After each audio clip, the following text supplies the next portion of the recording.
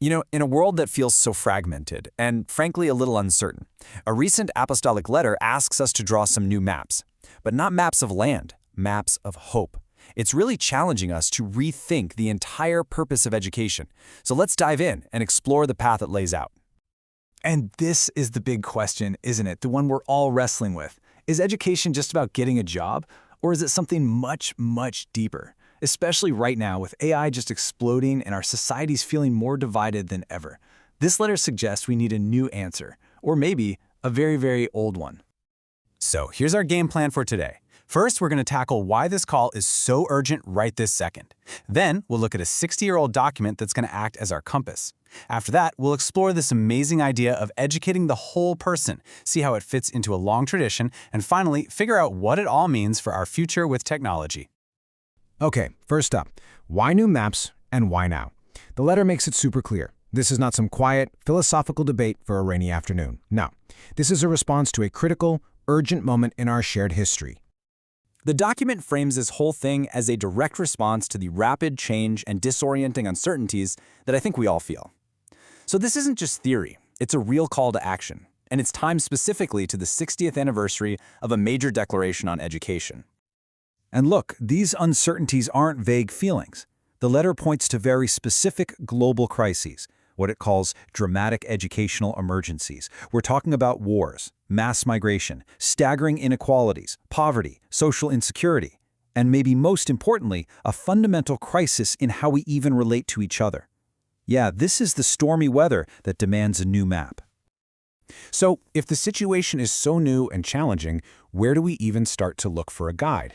Well, interestingly, the letter suggests we look back to a 60-year-old compass to help us find our way forward. That compass is a document called Gravissimum Educationis.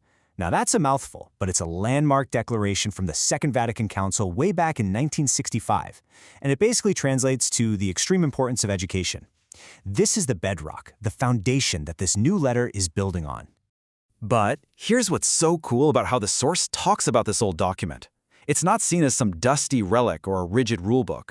Instead, it's framed as a living, dynamic tool, a compass that continues to point the way, and, maybe more importantly, a lifeline for navigating those stormy seas we were just talking about. And this gets us to a really crucial point. For the Church, education isn't just some side project or a nice charity thing to do. As this quote says, it's the very fabric of its mission. It's the practical, real-world way that a spiritual message becomes a hands-on action that actually shapes people's lives. All right, so let's get to the heart of the solution here. If we're not just training people for jobs, then what exactly are we doing? Well, the answer is all about educating the whole person. This slide just lays out the central tension perfectly. Over on the right, you've got what the letter calls a mercantilist approach. Sound familiar? It's that view that just reduces a person to a skills profile for the job market. It measures their value by how useful they are. But on the left, you have the integral vision. This is a call to educate the entire person, spiritually, intellectually, emotionally.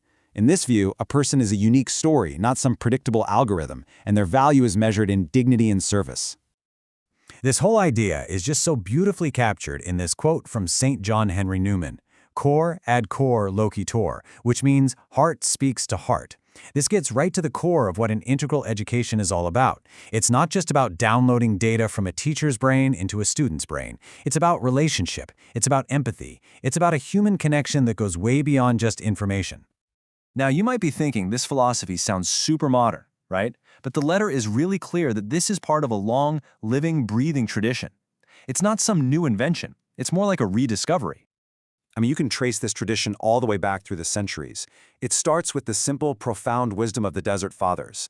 Then it evolves into the first universities popping up in the Middle Ages, these incredible centers of thought. We see it in pioneers like St. John Bosco, who completely changed education for poor kids, and then in visionaries like Maria Montessori, whose methods basically reshaped how we understand learning all over the world. But here's the thing, this history isn't just one single straight line. The letter uses this beautiful metaphor to describe it, a constellation. I love that. It's not a rigid chain of command, it's a collection of bright stars, and each one is charting its own course while still contributing to the same night sky. It really emphasizes creativity and diversity within one shared mission. So, How does all this rich history, this constellation of ideas, help us navigate the challenges of right now, especially the wild new digital spaces of the 21st century? Okay, so what about tech? The letter is super clear on this. It is absolutely not anti-technology, but it argues for a proper order of things. Technology has to serve the person, not the other way around.